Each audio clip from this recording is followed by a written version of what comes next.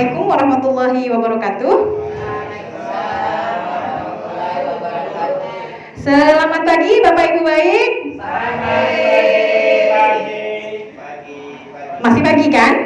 Masih. Semangat ya. Oke, sebelum kita lanjut saya ingin pantun. Mudah-mudahan pantunnya nyambung ya Pak Mansur. Main lato-lato di pinggir selokan.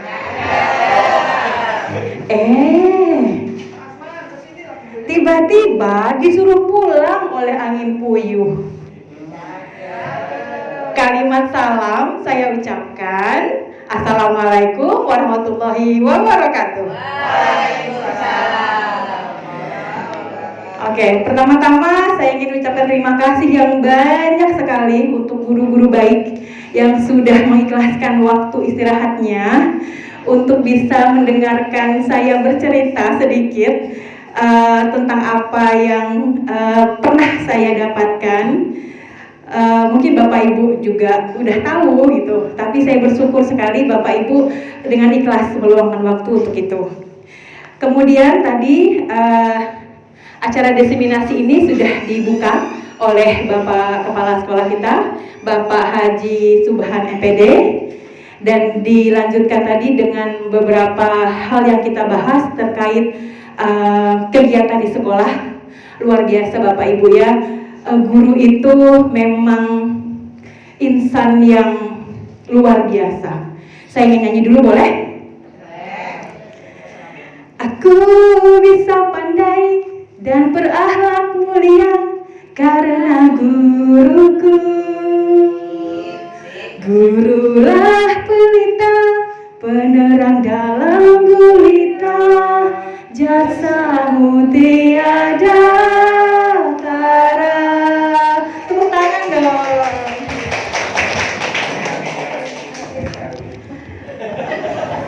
Oke Bapak Ibu, hari ini saya ingin menyampaikan materi terkait dengan apa yang sudah saya dapat di kegiatan pelatihan guru penggerak, yaitu tentang aksi nyata pada modul 1-4, yaitu tentang disiplin positif. Oke, kita main yuk Bapak Ibu, mau main? Mau? Main ya? Dari tadi kan kita tegak semua kan? Oke, sekarang kita main, coba berpasangan. Bapak Ibu berdua-berdua. Boleh aja, random, boleh. Coba, tuh kan, pengen main kan? Ternyata saya tahu yang Anda mau. Oke, sekarang coba Bapak Ibu membayangkan bahwa di tangan Bapak Ibu, kita bagi ya, Bapak Ibu yang ada di sebelah kanan ini menjadi murid A, dan yang sebelah kiri saya ya menjadi murid B. Nah sekarang kita mulai dari murid A yang sebelah kanan saya. Bayangkan di tangan Bapak Ibu itu ada sesuatu yang sangat berharga, sehingga Bapak Ibu menyembunyikannya, menutupnya, mengepalkan tangan Bapak Ibu gitu, ya kepalkan. Nah sekarang sesudah apa yang ada di tangan Bapak Ibu itu dikepal, ya, yang B, Bapak Ibu yang B boleh melakukan apapun agar Bapak Ibu A itu membuka tangannya. Boleh marah, boleh gelitik, boleh terserah, ya, boleh diapakan aja terserah. Coba, Pak Setianto, main dong. Kepal, jangan gini. Ini kok amai-amai bilang kupu-kupu. Ini Pak.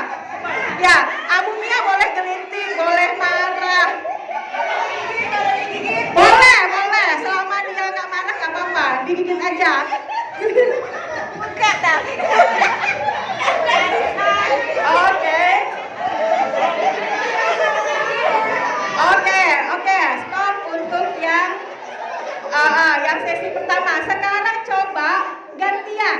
Yang B mengepalkan tangan, yang A coba untuk membuka tangan atau kepalan tangan B. Gantian.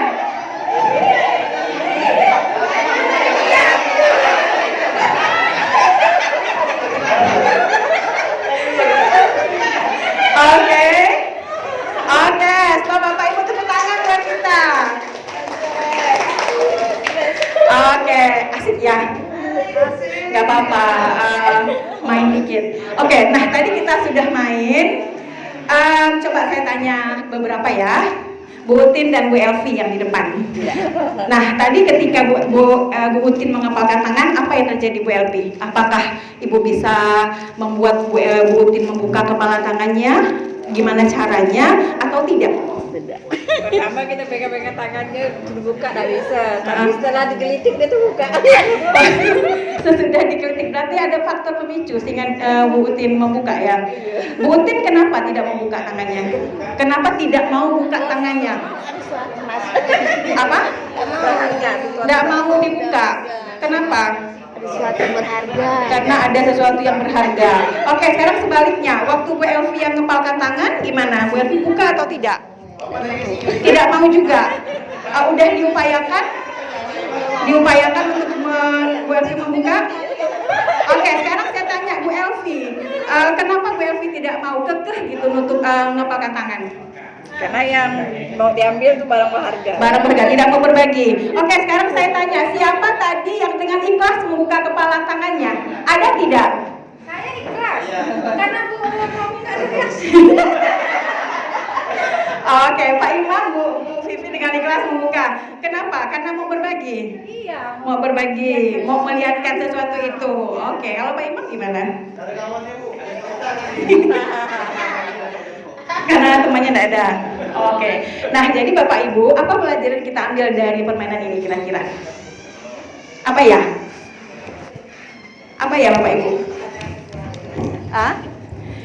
Nah, jadi pelajaran yang kita bisa ambil dari permainan ini adalah ternyata yang mengontrol diri kita itu diri kita, gitu. Tidak bisa orang lain. Orang lain tidak bisa maksa kita. Orang lain tidak bisa mengontrol kita. Jadi kitalah yang mengontrol diri kita sendiri. Ya Bapak Ibu ya. Kita lanjut lagi.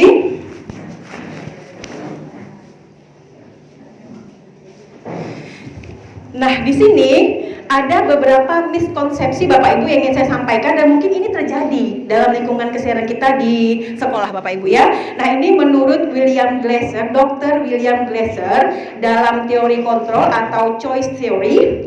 Nah, di sini ada 4 miskonsepsi. Yang pertama adalah ilusi bahwa guru itu bisa mengontrol murid. Nah, sebenarnya Bapak Ibu, kita itu tidak bisa memaksa anak-anak murid kita.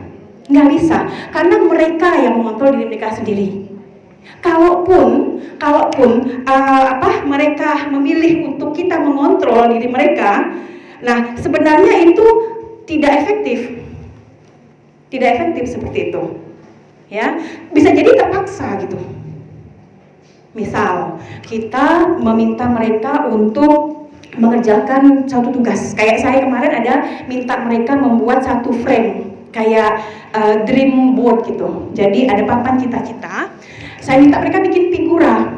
Ternyata sampai hari ini udah minggu kedua, ada satu anak yang belum sama sekali mengerjakan. Saya tanya, kenapa belum dikerjakan? Belum, mem. Itu yang kemarin saya tanyakan. Tadi saya tanya lagi, udah ketiga kali kalau nggak salah. Saya panggil, jadi abang maunya gimana? Saya bilang gitu kan. Saya mau mem bikin, gitu kan. Tetapi saya tidak ada alat-alatnya. Dia bilang gitu. Oh, ternyata itu masalahnya kan. Nah, jadi dari situ saya tidak mau memaksakan dia sampai dia menyadari bahwa dia juga harus bikin frame itu gitu. Apa sih tujuannya? Mereka sudah tahu kenapa saya meminta mereka untuk membuat frame itu. Karena dengan setiap hari melihat foto mereka, ada cita-cita mereka di situ, mereka akan, oh iya, aku ingin jadi dokter. Oh iya, aku pengen jadi guru. Jadi mereka sedikit banyak dengan melihat itu akan membangkitkan lagi semangat belajarnya. Tapi kita nggak bisa memaksa gitu, ya. Sampai mereka menyadari bahwa oh iya, teman-temanku semuanya punya cita-cita, masa aku nggak punya? Nah, akhirnya muncul dari dirinya sendiri. Kemudian miskonsepsi kedua adalah ilusi bahwa semua penguatan positif efektif dan bermanfaat. Nah, Bapak Ibu, ternyata bujukan itu adalah penguatan positif. Ya, kita membujuk kadang, ayolah nak, itu bujukan ya. Itu terkesan positif gitu. Tetapi itu hanya berlangsung dalam jangka waktu tertentu, gitu ya, Bapak Ibu. Saat anak itu menyadari bahwa dia melakukan sesuatu itu hanya berdasar bujukan kita, ya, nanti dia akan, oh ya kok aku melakukan ini bukan dari hatiku ya. Nah, seperti itu. Jadi ternyata bujukan itu juga tidak efektif, Bapak Ibu ya. Nah, kemudian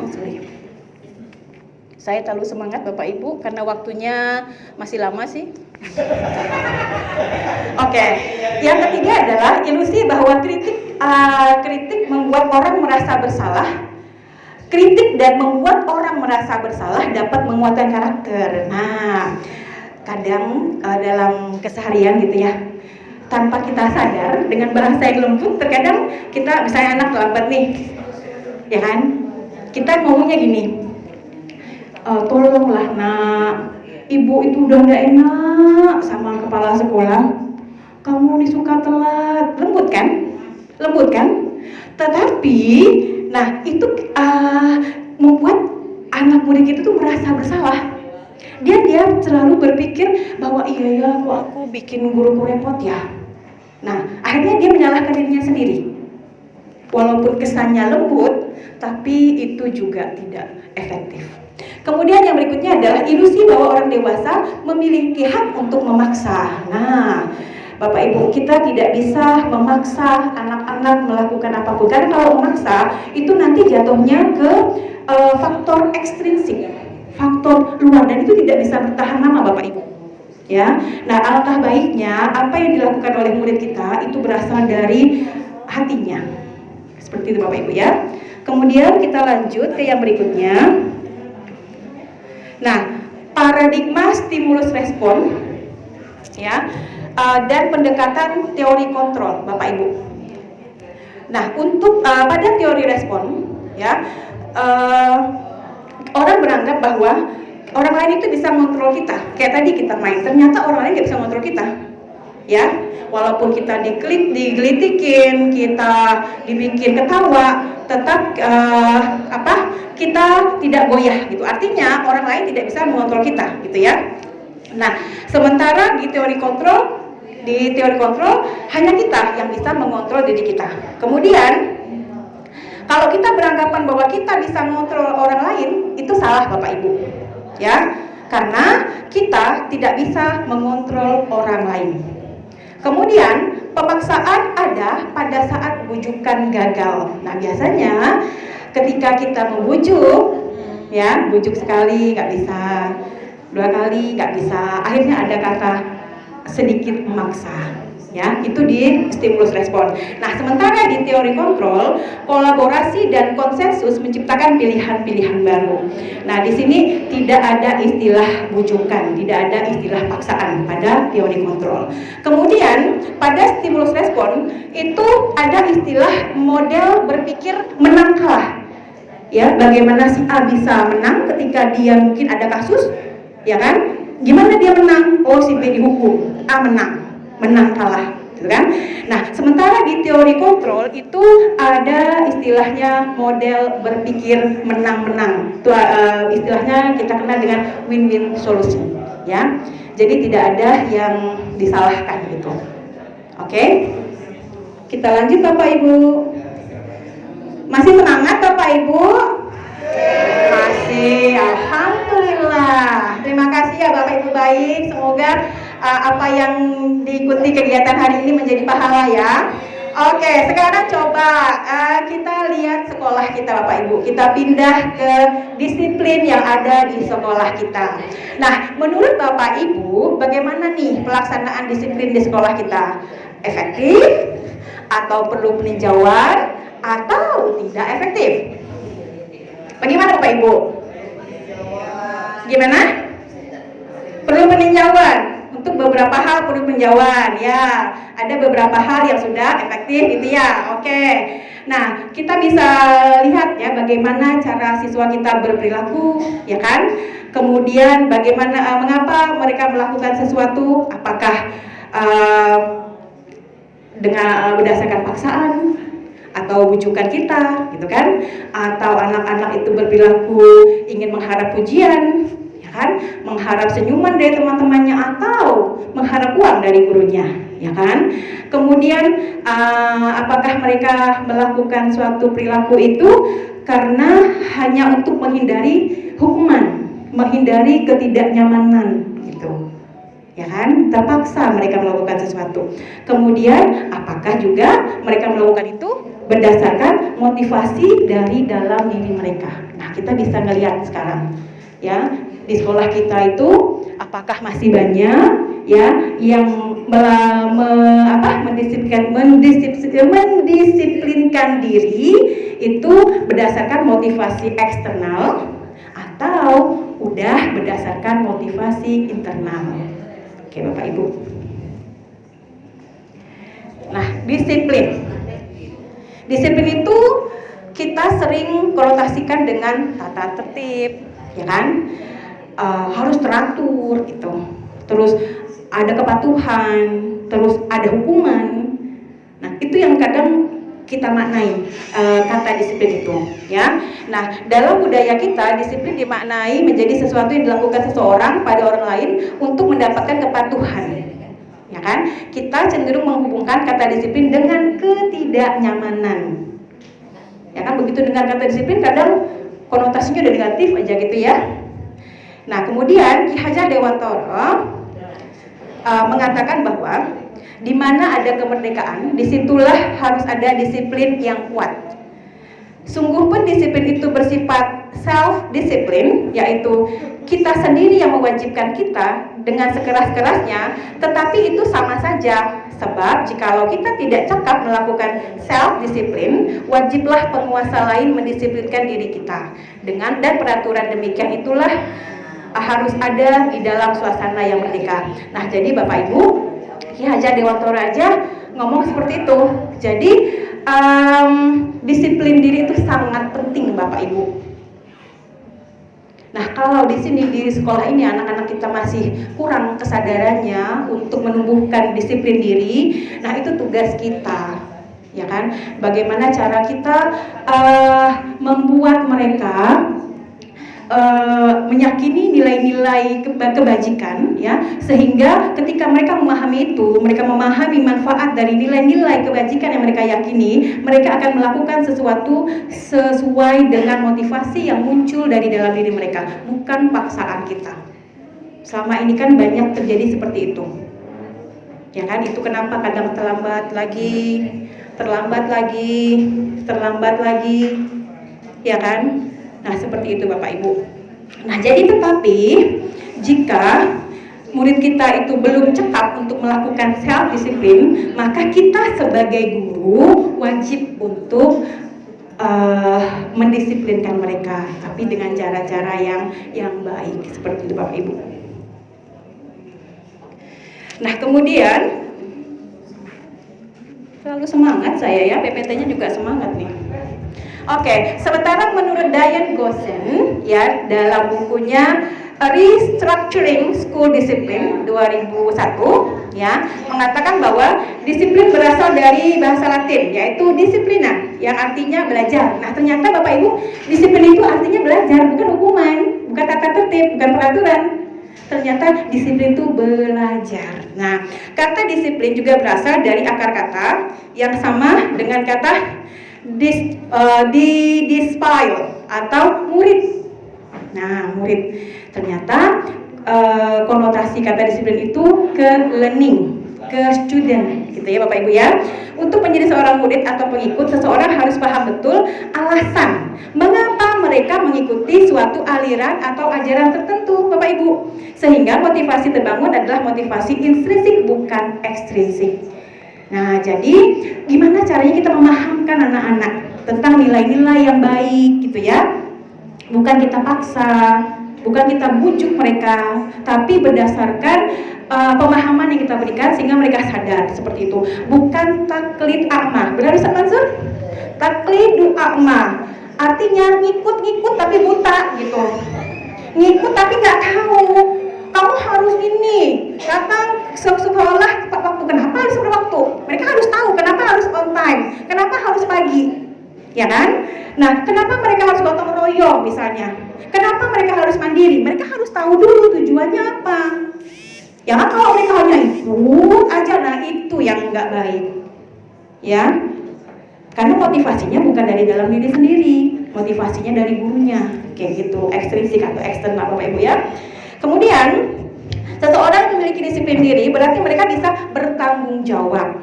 Otomatis Bapak Ibu ya, ketika dia sudah sadar apa yang harus dia lakukan, gimana caranya melakukan hal-hal baik, maka dia akan bertanggung jawab dengan apa yang dia lakukan. Seperti itu. Masih semangat Bapak Ibu? Pasti dong. Oke. Iya, harus semangat. Oke, kita pindah ke nilai kebajikan universal.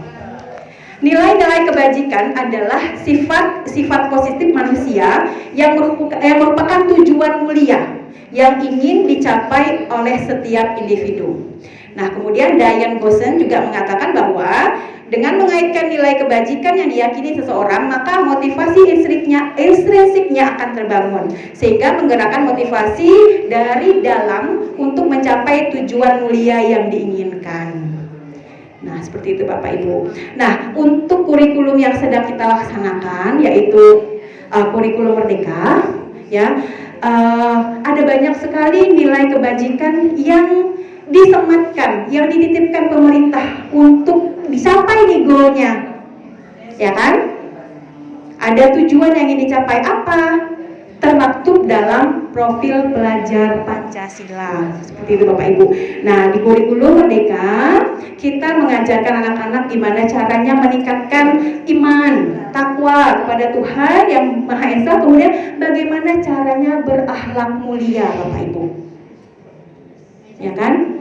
Kemudian berkebinekaan global. Ya, guru-guru kelas 7 ini sudah hafal ya. Kemudian gotong royong, mandiri, kreatif, bernalar kritis. Nah, ini yang termaktub di dalam kurikulum Merdeka. Masih banyak lagi sebenarnya nilai-nilai kebajikan universal yang kita yakini kebaikannya Bapak Ibu. Nah, ini adalah beberapa kegiatan yang sudah kita lakukan ya terkait dengan profil pelajar Pancasila. Ya, di situ kita mengajarkan anak-anak bagaimana caranya beriman dan bertakwa, ya kan? Yang muslim ini kebetulan fotonya muslim ya. Ada kita hot meal Quran kemarin, terus ada kegiatan sholat juga di situ. Kemudian ada kegiatan bersih-bersih, kita gotong royong kemarin waktu kita mau pindah ruangan setelah direhab. Kemudian kita ada jalan-jalan kemarin ke museum, nah itu terkait dengan nilai berkebinekaan global. Kemudian di situ juga, oh ya, ada satu foto lama ini Bapak Ibu, mereka membawa lunchbox dari rumah. Ini berapa tahun yang lalu ya sebelum COVID gitu. Nah, mudah-mudahan sekarang kan digalakkan kembali. Nah, semoga anak-anak nanti bisa seperti ini lagi. Ya Bapak Ibu ya, amin. Oke, kita lanjut Bapak Ibu. Motivasi yang ketiga yaitu yang berasal dari dalam, yaitu intrinsik. Ya, untuk menjadi orang yang mereka inginkan dan menghargai diri sendiri dengan nilai-nilai yang mereka percaya. Jadi orang dengan motivasi yang ketiga ini udah sadar gitu, ya, tanpa mengharapkan apapun, nggak takut apapun gitu. Dia nggak pernah mikirin kalau nggak ngerjain dihukum kah, kalau ngerjain dikasih uang kah, tidak. Jadi benar-benar saya harus kerjakan PR karena ini ada tugas saya sekarang tahap belajar, saya ngerjakan PR, saya akan lihat kemampuan saya sampai di mana. Saya paham atau tidak dengan materi yang disampaikan guru saya. Nah, seperti itu. Jadi sudah muncul kesadaran dari dalam diri sendiri. Nah, biasanya orang seperti ini akan bertanya, akan menjadi orang seperti apa apabila saya melakukannya? Ya kan, misalnya gotong royong tadi. Ketika anak-anak kita minta untuk memungut sampah gitu kan, ya kan? Dia sadar bahwa oh iya, dalam hidup saya harus bekerja sama, saya harus bersosialisasi ke orang lain. Ini buat apa? Oh, buat saya nanti hidup di masyarakat. Nah, seperti itu. Tidak ada mengharapkan, wah kalau saya nggak mau kerja bakti, saya mau sembunyi, saya mau sembunyi di kelas. Kalau ketahuan saya dihukum. Nah, gitu kan? Atau kalau saya mungut sampah nanti Pak Karta kasih saya uang nih, Pak Karta kan banyak duitnya gitu. Ya. Bapak Ibu kita lanjut ya. Oke, nah sekarang kita lihat perbedaan hukuman, konsekuensi, dan restitusi. Nah dari ketiga istilah ini, mana sih yang mungkin masih kita lakukan atau pernah kita lakukan dulu tapi sekarang tidak lagi, gitu ya? Kita lihat ya. Nah, hukuman adalah merupakan identitas gagal. Sementara konsekuensi dan restitusi itu adalah identitas sukses. Nah, kita lihat sekarang. Hukuman itu adalah sesuatu yang menyakitkan, harus terjadi. Kamu nggak ngerjakan PR, maju ke depan, angkat kaki sebelah. Menyakitkan nggak? Menyakitkan, malu, nyakit hati. Sakit hati, sakitnya tuh di sini. Angkat kaki sebelah, dilihat satu kelas. Sakitnya tuh di sini gitu Pak ya. Oke ya. Kemudian kalau konsekuensi, sesuatu harus terjadi juga. Nah, tapi di sini biasanya sudah disampaikan oleh guru sebelumnya. Kalau kamu nggak ngerjakan PR, nanti begini. Nah, kalau hukuman tidak, tiba-tiba aja gitu, maju, angkat kaki sebelah. Kemudian restitusi itu merupakan pilihan. Kita tidak menghukum, gitu kan? Tapi kita memberikan pilihan. Ya. Kemudian hukuman tidak nyaman untuk murid dalam waktu yang panjang, Bapak Ibu. Begitu ini ya, begitu berimbasnya hukuman nih Bapak Ibu, sampai untuk jangka waktu panjang, anak itu masih ingat. Iya kan, masih ingat kan? Iya, jadi panjang, lama gitu, lama ingatnya, atau sampai kapanpun nggak pernah lupa gitu ya Bapak Ibu ya. Iya ya, dulu saya juga ingat, saya pernah dihukum guru saya waktu itu. Saya di asrama ya Bapak Ibu. Dulu wajib bawa buku kosakata. Jadi setiap pagi itu bawa buku kosakata. Pernah satu waktu saya nggak bawa buku, ketahuan sama ustadznya. Sini kamu, nggak bawa buku, mana tangannya? Begitu saya letakkan kedua tangan saya lihatkan telapak tangan saya, diambillah penggaris besar dan telapak tangan saya dipukul oleh ustadz saya beberapa kali waktu itu. Sampai sekarang masih ingat. Saya pakai penggaris yang panjang, penggarisnya Bu Rosna. Pinjam penggaris Bu Rosna. Kemudian untuk konsekuensi tidak nyaman untuk murid dalam jangka waktu pendek. Ya, itu bedanya. Kalau hukuman itu waktunya panjang, kalau konsekuensi itu pendek gitu. Kemudian untuk restitusi itu menguatkan untuk murid dalam waktu panjang. Nah, jadi di sini dia restitusi ini tidak membuat tidak nyaman, tetapi menguatkan murid kita. Ketika dia melakukan kesalahan dan kita melakukan restitusi, dia tidak dendam, ya, tapi kita malah menguatkan. Ya, nanti kita lihat ya, bagaimana langkah-langkah kita menguatkan anak-anak kita dalam restitusi. Kemudian pada hukuman, murid akan tersakiti.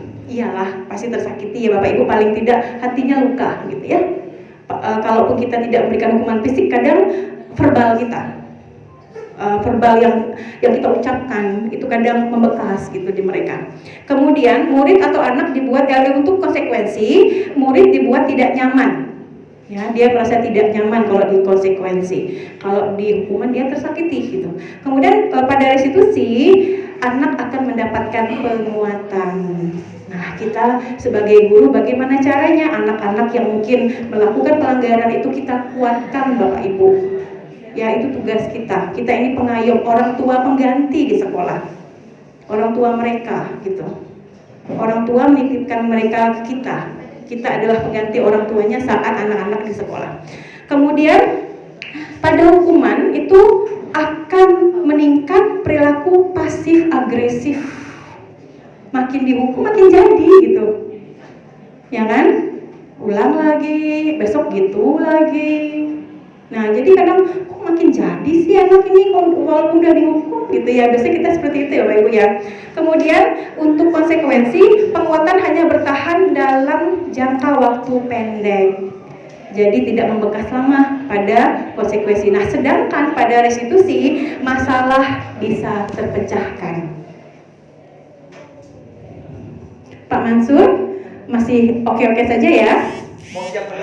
Oke, nah dari tabel yang tadi kita lihat Bapak Ibu, nah kita bisa simpulkan ternyata hukuman itu adalah tidak terencana, tiba-tiba gitu kadang sesuai dengan emosi guru, ya kan? Kadang anak tuh salah gitu, mulai tuh panas nih sampai ke atas, ya kan? Oh kamu nanti gini ya. Nah kita ngambil keputusan itu berdasarkan emosi kita.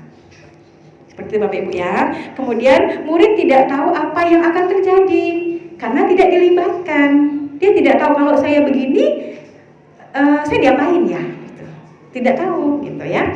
Kemudian hukuman bersifat satu arah dari pihak guru yang memberikan dan murid hanya menerima suatu hukuman tanpa melalui kesepakatan atau pengarahan dari pihak guru, baik sebelum atau sesudahnya.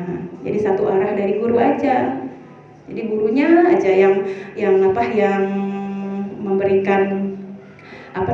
hukuman gitu. Kamu begini, kamu lakukan ini. Nah, seperti itu. Kemudian hukuman yang diberikan bisa berupa fisik. Ya, kayak tadi angkat kaki di depan kelas gitu ya. Atau psikis. Nah, psikis biasanya dari verbal Bapak Ibu.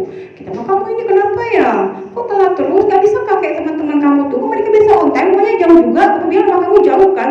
Rumah mereka jauh juga gitu kan? Kenapa kamu telat gitu kan? Ya kan? Psikis. Oke. Kemudian murid atau anak disakiti oleh satu perbuatan atau kata-kata. Nah, kayak tadi itu ya. Kemudian untuk konsekuensi. Nah, konsekuensi itu adalah sesuatu yang sudah terencana atau sudah disepakati, sudah dibahas dan disetujui oleh murid dan guru. Ya, nanti kalau kamu misalnya tidak mengerjakan PR MEM, nanti MEM kasih ini ya, ngapal vocab ya, misalnya 5 vocab tentang nama-nama benda. Nah, itu sudah disepakati. Kemudian dibuat oleh guru atau sekolah dan murid sudah mengetahui konsekuensi yang akan diterima. Nah, ketika mereka melanggar, mereka sudah tahu karena sudah dibicarakan. Ya. Kemudian murid tetap dibuat tidak nyaman sebenarnya. Ya. Tapi untuk jangka waktu pendek, kenapa tidak nyaman? Ya karena yang memutuskan itu guru gitu. Bukan apa yang mereka mau, gitu kan? Jadi gurunya, nanti kamu ngapal kosakata ya, gitu. Sementara ternyata dia punya masalah, dia tidak bisa menghafal, gitu. Kan ada tuh anak-anak susah menghafal, atau dia tidak suka menghafal. Ya kan dia suka aktivitas lain selain menghafal, misalnya seperti itu. Ternyata kita tidak tahu kebutuhan mereka apa. Kita kasih aja sesuai yang kita mau, seperti itu Bapak Ibu. Kemudian diberikan berdasarkan suatu data yang umumnya dapat diukur. Nah ini biasanya gini. Kalau kamu nggak kerjakan PR sekali, hukumannya ini. Hukuman. Oke, membersihkan tumpahan air di meja tulis karena tersenggol saat belajar. Konsekuensi, ya kan? Tolong nak bersihkan ya, airnya udah tumpah tuh, silakan dibersihkan. Oke, bagus, tepuk tangan Bapak Ibu hebat.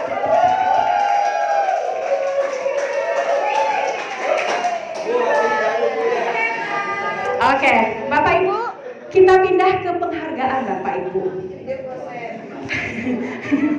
Ya, Alfie Kohn dalam Punish by Reward. Nah, bukunya aja udah seram tuh. Punish by Reward.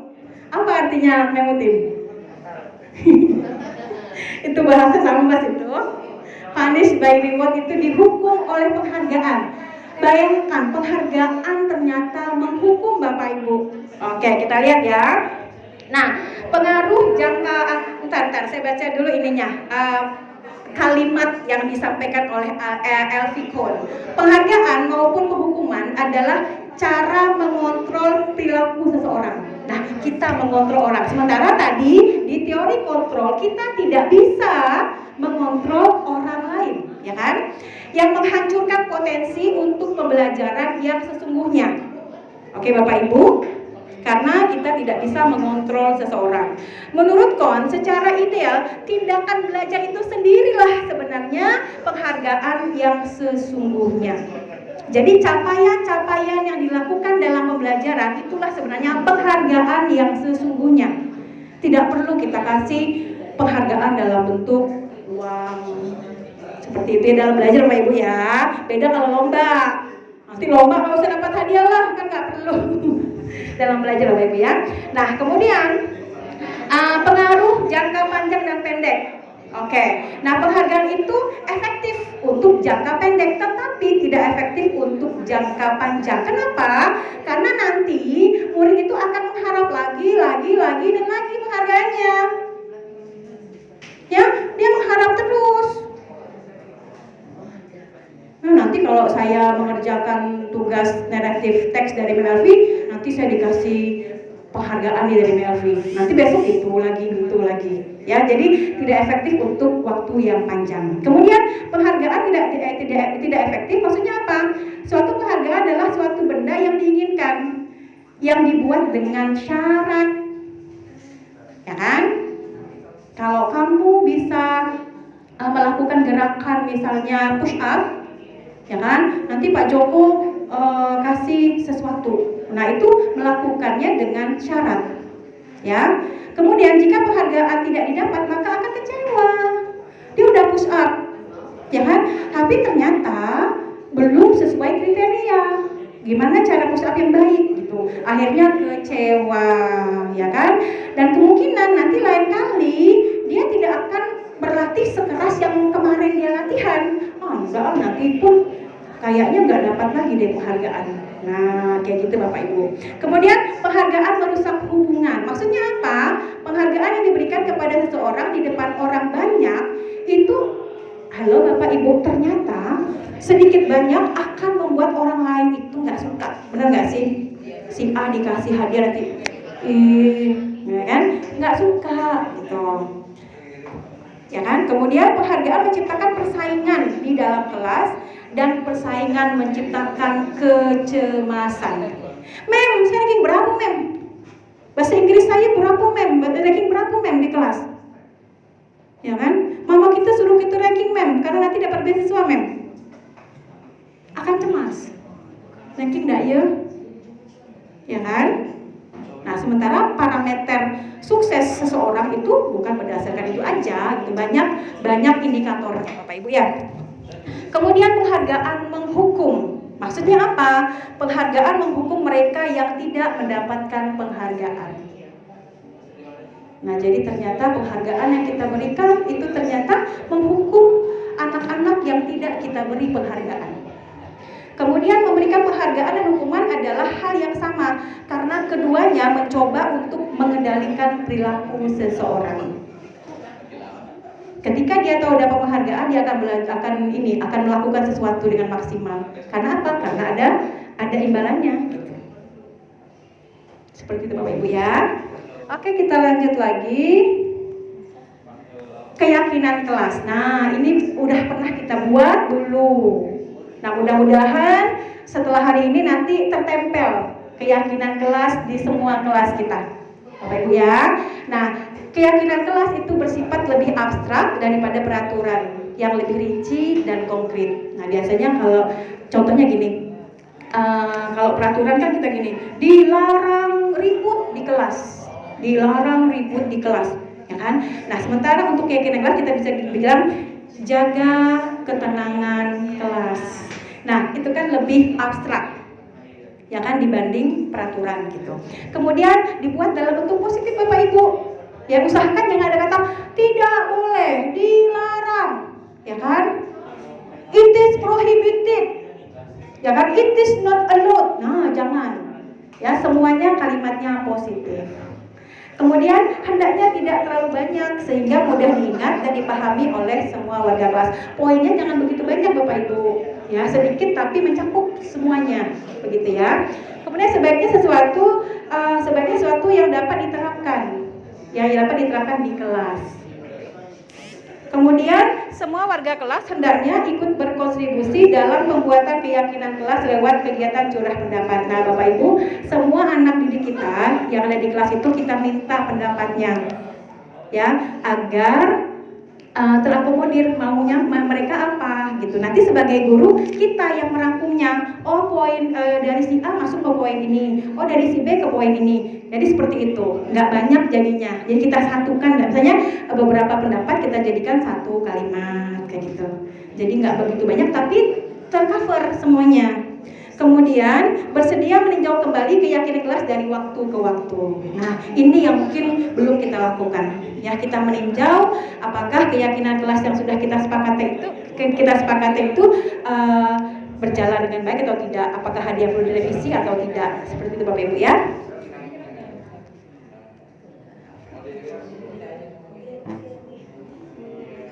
Oke. Ini contoh keyakinan kelas Bapak Ibu. Jamnya udah jalan. Dari tadi jamnya jalan. Nah, contoh saya baca sedikit aja. Saya baca yang sebelah kanan aja Bapak Ibu ya. Selalu bersikap positif. Nah, ini contohnya. Senantiasa menjadi diri terbaik, percaya dan menghormati orang lain serta barang miliknya, berkomitmen terhadap setiap tugas, senantiasa membantu. Nah, kalimatnya positif, nggak begitu banyak gitu kan, abstrak kalimatnya, nggak begitu rinci gitu, tapi mengcover semuanya. Oke Bapak Ibu, ini contohnya. Kemudian, nah kita pindah ke kebutuhan dasar manusia oleh Dr. William Glasser. Nah, ada 5 kebutuhan dasar manusia Bapak Ibu. Yang pertama, kebutuhan bertahan hidup. Yang kedua, kasih sayang dan rasa diterima. Ketiga, penguasaan. Keempat, kebebasan. Kelima, kesenangan. Nah, ketika kita mendapati anak-anak kita melanggar, ya kan, kita cari tahu kebutuhan dasar mana sih yang ingin dia penuhi Bapak Ibu. Ya kan? Ya kan? Misalnya ada satu anak kedapatan sekali pertama kali ngambil uang teman gitu. Pertama kali. Nah, kita harus cek kenapa dia ngambil. Ya kan? Oh, ternyata dia tidak dikasih jajan. Dia nggak bisa jajan. Kenapa? Oh, ternyata kebutuhan bertahan hidupnya yang perlu dia penuhi, tapi caranya tidak baik. Nah, kita arahkan Bapak Ibu. Selamat pagi anak-anak. Pagi. Sehat hari ini? Sehat. Ada yang tidak masuk kelas? Tidak. Semuanya hadir ya? Tidak. Oke, alhamdulillah. Baik anak-anak, hari ini kita akan menyepakati. Kita akan membuat yang namanya keyakinan kelas. Pernah mendengar kata itu? Pernah. Kapan? Kapan kalian mendengar istilah keyakinan kelas? Kapan? Oh, semester 1. Oke. Nah, sekarang kita coba akan diskusi kembali, ya kan? Nah, pada keyakinan kelas itu ada hal-hal yang kadang kita harus revisi. Kita harus lihat kembali. Ya, apakah kita perlu perbaiki atau tidak. Seperti itu anak-anak ya. Nah, jadi hari ini kita akan mencoba menyepakati keyakinan kelas, tetapi sebelumnya mau kalian paham dulu nih. Ya, mengapa harus ada keyakinan kelas? Bagaimana cara kita membuat keyakinan kelas, ya? Ada cara-caranya, gitu ya. Oke ya, coba kalian perhatikan di sini, menjelasin dulu.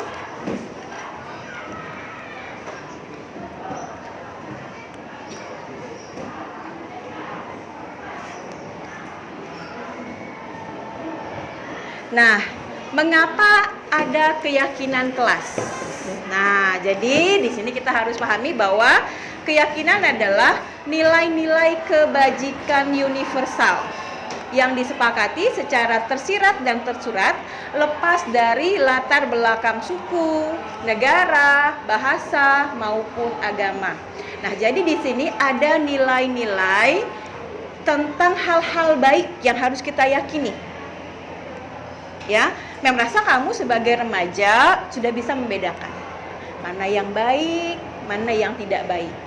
Mana nilai-nilai yang harus kamu kembangkan, mana nilai-nilai yang harus kamu singkirkan. Ya, sudah bisa membedakan baik dan buruk. Nah, sekarang untuk keyakinan kelas, kita berdasar pada keyakinan pada nilai-nilai kebajikan universal. Ya, paham sampai di sini anak-anak? Oke, kita lanjut lagi. Oke, masih lanjut ya soal mengapa perlu ada keyakinan kelas. Nah, keyakinan akan lebih memotivasi seseorang dari dalam. Nah, jika seseorang itu sudah meyakini tentang nilai-nilai yang baik, ya, maka akan muncul motivasi dari dirinya, atau kita sebut dengan motivasi apa itu? Motivasi yang muncul dari kesadaran diri itu motivasi apa namanya? Apa? Kita melakukan sesuatu berdasarkan kalau misalnya saya datang ke sekolah itu harus tepat waktu, nggak dipaksa sama mama, ayo cepet nanti terlambat bla bla bla, seperti itu. Tapi kita on time-nya karena kita sadar memang saya ini harus datang tepat waktu. Kenapa? Kalau saya telat, nanti saya akan buru-buru naik ke kelas, masuk kelasnya buru-buru, terus nanti akan nggak fokus, ya kan? Karena nanti di sekolah kalau telat nanti ditegur oleh guru, kan seperti itu ya, ya kan? Nah, tetapi kalau itu udah muncul dari diri kita tanpa ada paksaan, ya, kita akan tergerak dan bersemangat untuk menjalankan keyakinan itu, gitu. Bukan karena terpaksa. Bukan karena bujukan mama gitu, ayo bangun dong gitu. Tapi kita sadar bahwa saya harus ke sekolah, ya kan? Saya harus on time gitu. Tapi dari dalam diri itu namanya motivasi internal, motivasi intrinsik. Jadi dari dalam diri kita sendiri, kita sadar gitu, ya. Kemudian daripada hanya sekedar mengikuti serangkaian peraturan tertulis tanpa makna. Nah, ini bedanya keyakinan kelas dengan peraturan sekolah. Nah, selama ini kan kita tahu peraturan sekolah ya. Mem, kenapa beda? Kenapa nggak peraturan sekolah? Kenapa keyakinan? Itu bedanya.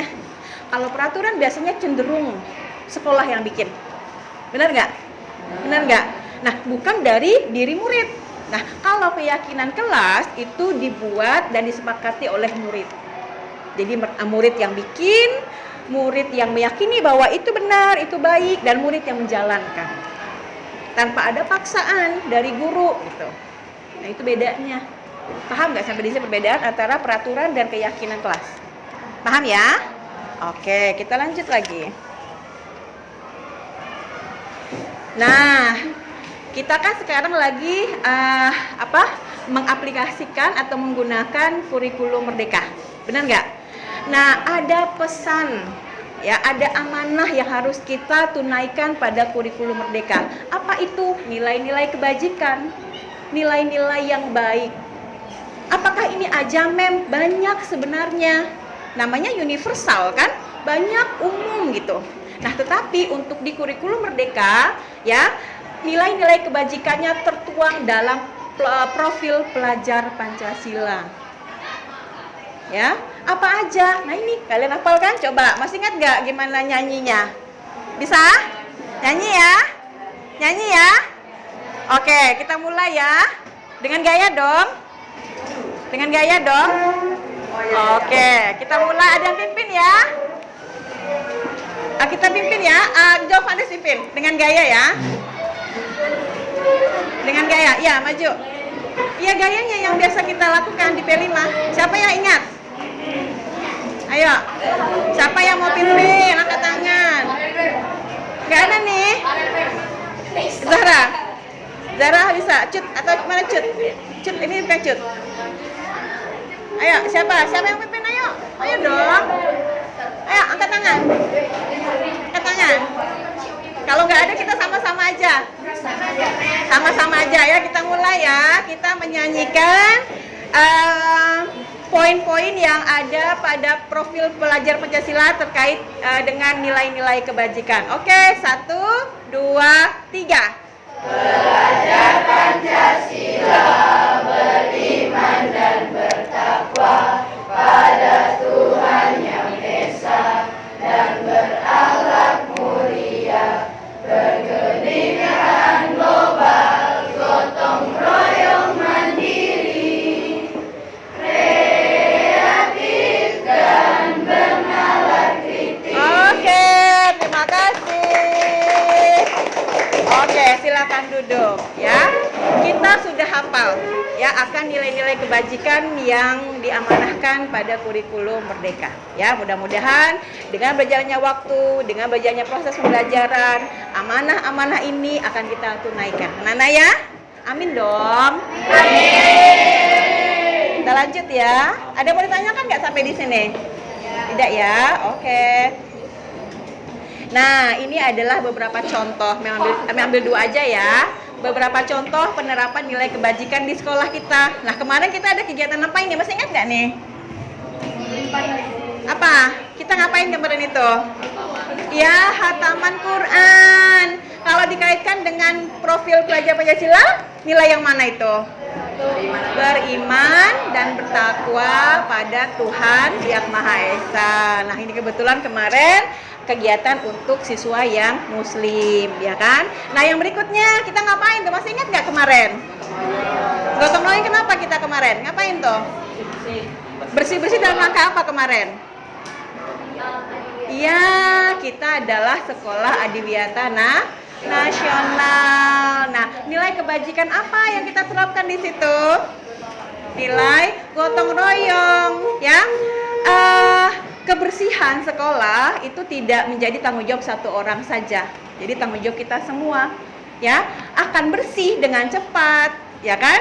Akan bersih secara maksimal jika kita lakukan secara bersama-sama. Kalau satu orang yang ngerjain, bersih sih, tapi waktunya lebih lama. Itu makanya pentingnya kita untuk bergotong royong. Oke, kita lanjut ya. Nah, sekarang kita beralih. Bagaimana cara membuat keyakinan kelas? Nah, ada aturannya anak-anak. Ya, kita pahami ya di sini ya. Yang pertama, bersifat lebih abstrak daripada peraturan yang lebih rinci dan konkret. Jadi, kalimat dalam keyakinan kelas itu lebih abstrak. Apa sih abstrak itu? Ya, lebih nggak nyata gitu, lebih umum gitu ya, kayak gitulah. Jadi kalau misalnya peraturan itu bahasanya gini loh, dilarang ribut di kelas misalnya, itu peraturan ya, dilarang ribut di kelas, itu kalau peraturan. Tapi kalau dalam keyakinan kita buatnya lebih abstrak, misalnya menjaga ketertiban kelas, lebih umum nggak tuh? Iya kan? Iya, dibanding nggak boleh ribut di kelas gitu ya. Nah, itu kalimat pertama ya, lebih abstrak. Yang kedua, nanti kalian aplikasikan dalam menuliskan ya. Nanti kalian menuliskan keyakinan kelas ya. Yang kedua adalah dibuat dalam bentuk positif. Anak-anak dengarkan, tadi Mem bilang dilarang. Nah, tidak ada kalimat dilarang dalam keyakinan kelas. Ingat ya, tidak ada kalimat yang negatif. Nggak ada kata dilarang, tidak boleh, jangan. Itu dihindari. Jadi kalimat yang kita pakai adalah kalimat yang positif. Misalnya menjaga kebersihan kelas. Positif nggak itu? Tidak ada kata jangan kan? Tidak ada kata tidak boleh kan? Nah, itu yang disebut dengan kalimat yang positif. Oke, nanti kita buat ya. Kemudian yang ketiga, hendaknya tidak terlalu banyak. Nah, nggak usah sampai berpoin-poin gitu ya. Kenapa? Karena kalau sedikit, maka keyakinan kelasnya akan mudah diingat, mudah dipahami, dan mudah dijalankan gitu. Buat apa juga banyak-banyak kalau kita nggak mampu melaksanakannya kan? Biar sedikit, tetapi kita mampu untuk mengaplikasikannya di kelas kita. Paham ya? Oke, yang keempat, sebaiknya sesuatu yang dapat diterapkan di kelas. Jadi, poin-poinnya itu sesuai dengan apa yang kelas kita butuhkan. Ya, oh kelas kita ini kadang seringnya petugas piket misalnya nggak piket misal ya. Nah, itu yang kita butuhkan, berarti kita butuh petugas piket yang selalu membersihkan kelas gitu ya. Jadi sesuai dengan apa yang kelas butuhkan. Kebutuhan kelas 7C tidak sama dengan kebutuhan kelas 7A gitu ya. Jadi sesuai dengan apa yang kelas butuhkan. Kemudian yang kelima, semua warga kelas hendaknya ikut berkontribusi dalam pembuatan keyakinan kelas lewat kegiatan curah pendapat. Nah, semuanya ya, semuanya harus ikut sebenarnya. Kenapa? Kalau nggak ikut nanti nggak tahu, ya kan? Ya kan? nggak apa ya, nggak memberikan pendapat gitu. Tapi kalau kita udah berpendapat kan kita ngerasa oh iya ya itu pendapat yang udah kita sepakati kemarin, ya kan? Harusnya kita laksanakan. Nah, jadi semuanya akan berasa bertanggung jawab dengan apa yang sudah diyakini, gitu ya. Kemudian yang keenam, bersedia meninjau kembali keyakinan kelas dari waktu ke waktu. Nah, jadi keyakinan kelas itu boleh kita tinjau. Kayak tadi kan kalian bilang, oh iya kita pernah dulu di semester 1 gitu kan. Apakah keyakinan kelas di semester 1 itu kita laksanakan sampai semester 2? Bisa jadi iya, bisa jadi juga tidak. Bisa jadi kita revisi gitu. Ya, kita revisi. Oh, ini harus kita tambah nih. Ya kan? Nah, silakan ditambah poin-poinnya kalau memang itu dibutuhkan oleh kelas. Paham ya? Jadi kalau ada guru yang nanti mau meninjau keyakinan kelas nggak apa-apa, gitu. Boleh aja. Ya? Sampai di sini anak-anak bisa dipahami nggak? Ada pertanyaan? Tidak ya? Oke, sekarang kita lanjut ke sini. Contoh keyakinan kelas. Kelihatan nggak? Nah, ini contoh kalimatnya anak-anak ya. Ini contoh keyakinan kelas yang sudah pernah dibuat. Nih kalimatnya, lihat nih. Positif ya. Kita baca secara sekilas aja, kita lihat tidak ada kalimat negatif, tidak ada kata tidak boleh, tidak ada kata jangan, seperti itu kan? Lebih abstrak gitu. Coba kita lihat ya beberapa contohnya ya. Setiap anggota kelas perlu belajar. Ya kan? Perlu itu artinya butuh. Kita sadar bahwa kita butuh belajar dari dalam diri kita, ya kan? Kita sadar bahwa kita itu perlu belajar, bukan dipaksa untuk belajar. Kalau kita udah merasa butuh, kita merasa perlu, maka kita akan belajar tanpa paksaan guru, ya kan? Ayo perhatikan nih, ibu lagi jelasin gitu kan? Ya kan? Itu kan dibujuk namanya. Artinya motivasi dari dalam mungkin belum terlalu muncul gitu. Kan? Nah, upayakan itu muncul dari diri kita. Kemudian, setiap anggota kelas perlu senang. Ya kan? Belajar itu menyenangkan. Belajar itu bukan beban. Ya kan? Kalau kita senang, gurunya ngelajarnya dengan bahagia, ya kan muridnya juga senang, maka pembelajaran akan efektif gitu. Ya, murid akan paham dengan apa yang dipelajari. Positif nggak nih? Positif. Ada kata jangan nggak? Nggak ada, ya kan? Kemudian setiap anggota kelas perlu melakukan tugas atau perlu mengerjakan tugas. Nah, ketika kita sadar bahwa tugas yang kita kerjakan adalah kewajiban kita, kenapa kita ngerjain tugas? Harus tahu, ya kan? Jangan ngerjain aja tapi nggak tahu tujuannya apa. Coba Mem tanya, kenapa kalian perlu ngerjakan tugas? Coba Mem tanya, kenapa sih harus kerjain tugas? Biar dapat nilai. Oke, yang lain? Disiplin. Oke, apa lagi? Bisa nggak kita ngerjakan tugas itu untuk mengukur kemampuan kita? Bisa, ya kan? Kita mengukur sampai di mana nih pemahaman kita terhadap materi yang sudah didiskusikan. Ya kan? Nah, kalau kita sudah sadar tentang itu, maka kita akan kerjakan tugasnya.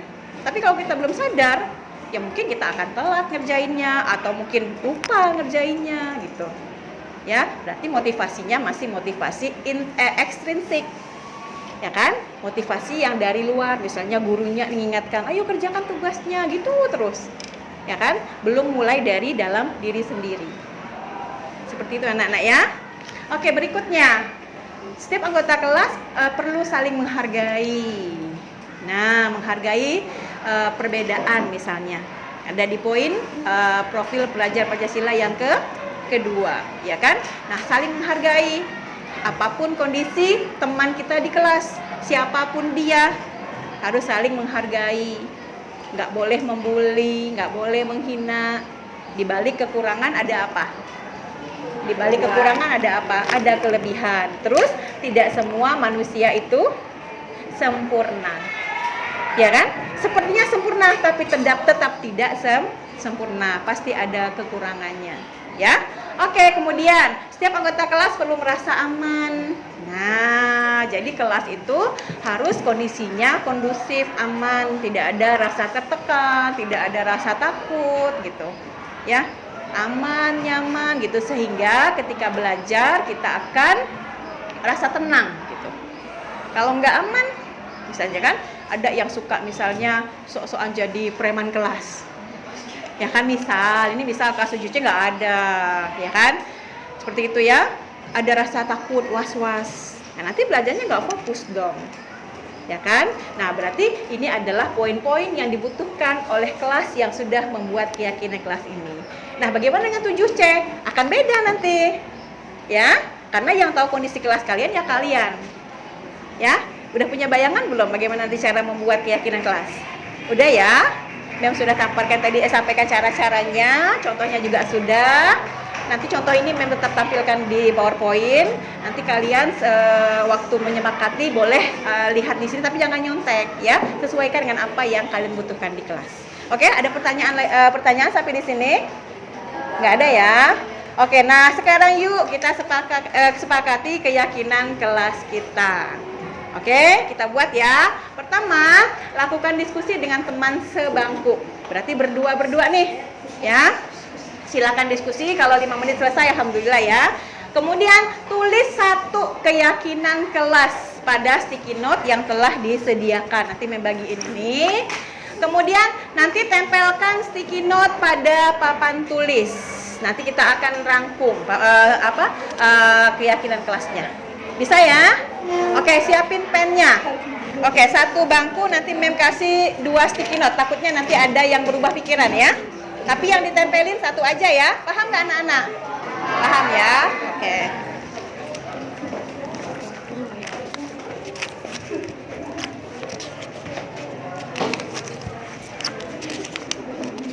Satu aja ya. Oke. Ya, nggak apa-apa. Nggak apa-apa, kalau lebih disimpan aja ya. Oke, yang sudah dapat sticky note boleh diskusi. Warna pink, warna pink. Kamu suka pink. Pinky. Oke, silakan diskusikan. Ya, boleh tulis nama, boleh, nggak apa-apa. Oke, silakan ditulis masing-masing pasangan 1 aja. 1 keyakinan kelas. Ya, boleh. Silakan ditulis. Oh ya, Mem buka contohnya tadi ya. Sebentar. Ini contoh ya. Ini hanya contoh. Kalian lihat pola kalimatnya aja. Isinya nggak usah dicontek. Nah, sesuaikan dengan kebutuhan kalian aja. Oke, silakan. 5 menit selesai ya.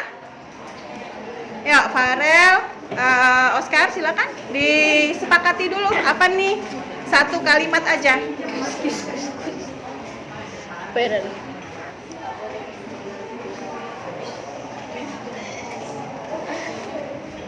Setiap hari.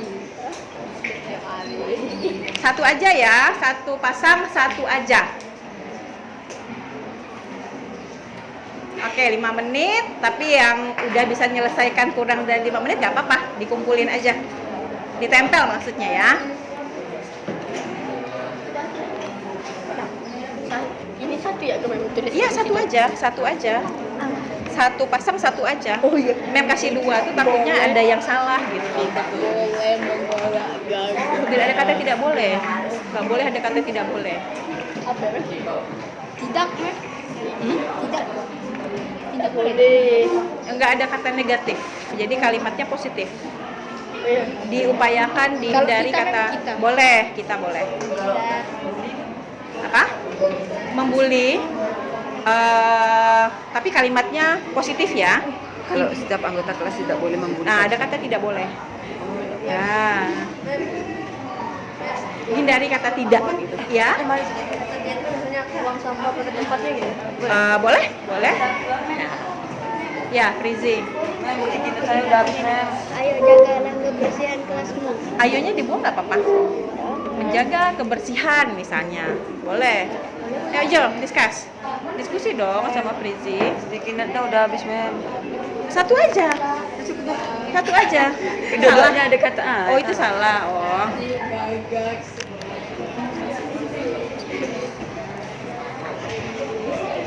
Yang sudah silakan ditempel di papan tulis, nak.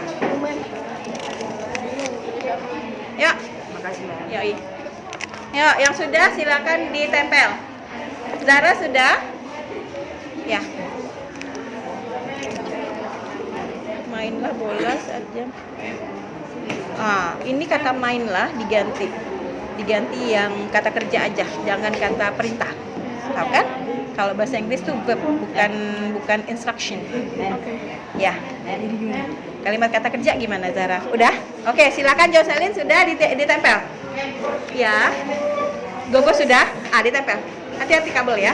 Gogo, Ageza sudah tempel. Silakan ditempel.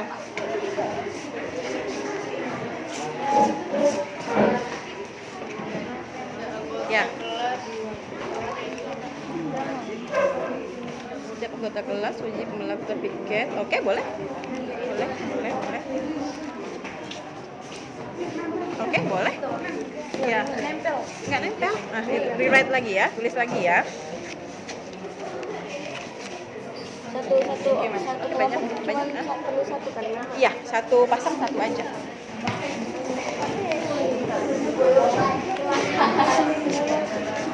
Ayo, yang sudah kita berarti ada 16 sticky note ya.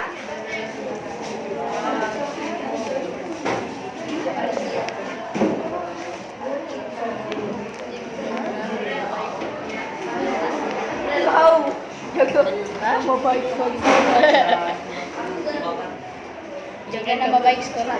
Itu kan bukan kelas. Nah, kalau itu nggak apa-apa. Yang tadi barusan, Farah? Cepat baik sekolah. Iya, nggak apa-apa. Tulislah. Tulis. Tapi kalau bisa spesifik ke kelasnya, lebih bagus lagi. Yang terkait dengan apa yang kelas butuhkan. Terbalik kah? Tulis ulang lagi lah. Nih, ini bawah contekan. Ayo, ya. Misalnya setiap anggota kelas perlu menjaga Boleh. Yang penting kalimatnya positif ya.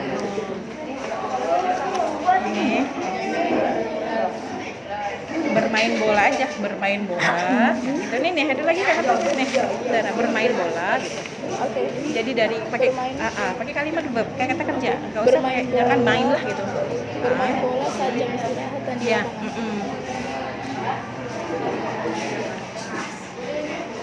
Iya, lapangan. Macam sih Karen.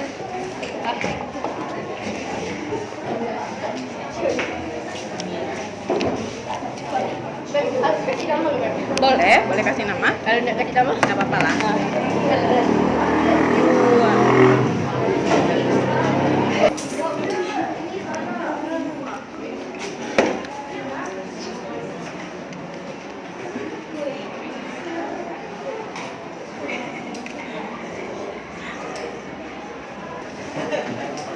Oke, terima kasih. Oke ya, anak-anak terima kasih ya. Sekarang kita coba kelaskan gitu. Yang mana yang mirip ya? Keyakinan kelasnya. Kita mulai dari sini. Setiap anggota kelas perlu menjaga nama baik kelas. Oke. Menjaga nama baik kelas ya. Kemudian, setiap anggota kelas dihimbau untuk melakukan piket di kelas sebelum pulang sekolah. Oke.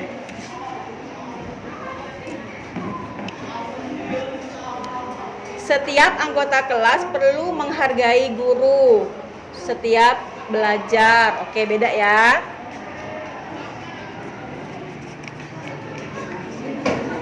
Kita lanjut ke warna apa? Pink atau orange? Pink ya, pink. Setiap anggota kelas perlu mendapatkan kenyamanan saat belajar. Udah ada belum? Belum ya? Oke. Setiap anggota kelas perlu menjalankan piket sesuai dengan jadwal masing-masing. Ada tadi ya piket ya? Piket tadi yang ini, Algeza sama Gogo sama dengan Sila dan Belva. Nanti kita coba rangkum ya. Mirip, nanti kita rangkum kalimatnya jadi satu kalimat ya. Mem samain di sini ya. Ini sama di sini. Oke. Terus Buang sampah pada tempatnya. Nggak ada ya tadi ya? Belum ada ya? Oke. Terus, setiap anggota kelas tidak membuang sampah sembarangan. Oke, ada kata tidak ya. Nanti kita coba rangkum, kita revisi kalimatnya ya. Oke, Mem jadikan satu di sini karena mirip ya, tentang sampah. Oke. Terus, jaga kebersihan kelas. Udah ada belum tadi? Kita satukan di sini ya, yang dengan sampah ya. Oke. Kan terkait kebersihan. Oke. Terus setiap anggota kelas perlu mengumpulkan tugas tepat waktu. Udah ada belum tadi? Belum ya? Oke, di sini. Setiap anggota kelas perlu menjaga ketenangan dan ketertiban. Ada nggak tadi? Ada nggak? Menjaga ketenangan dan ketertiban. Mirip nggak dengan kenyamanan ya? Mirip nggak? Kita satukan di sini ya. Nah, berarti kita punya berapa poin ini? Enggak 16. 1, 2, 3, 4, 5, 6, 7, 8 poin. Ya. Kita dapat 8 poin terkait keyakinan kelas yang kita sepakati. Ya. Nanti ini akan kita coba untuk kita rangkum. Yang mirip-mirip kalimatnya akan kita rangkum. Ya. Bisa jadi kalaupun nanti yang sama itu bisa jadi satu kalimat, kita jadikan satu kalimat. Kalaupun nanti jadi dua kalimat nggak apa-apa, ya. Nanti Mem minta bantu dengan pengurus kelas, ketua kelas, wakil, sekretaris, bendahara, ya. Kita sama-sama nanti merangkum ini menjadi daftar keyakinan kelas 7C. Ya, kita akan buat dalam bentuk yang bagus. Bisa jadi nanti kita ketik, kemudian di print out atau kita cetak. Ya, dicetak nanti supaya kita tiap hari bisa lihat. Kita ingat apa yang sudah kita sepakati. Paham anak-anak sampai di sini?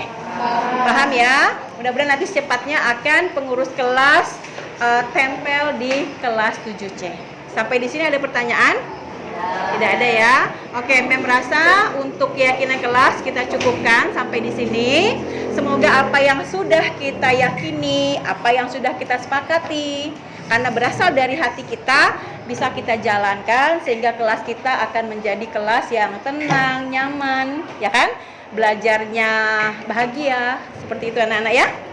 Oke, sebelum saya akhiri ada pertanyaan? Tidak. Oke, terima kasih untuk hari ini. Ya, kita ketemu lagi pada pertemuan yang akan datang. Wassalamualaikum warahmatullahi wabarakatuh.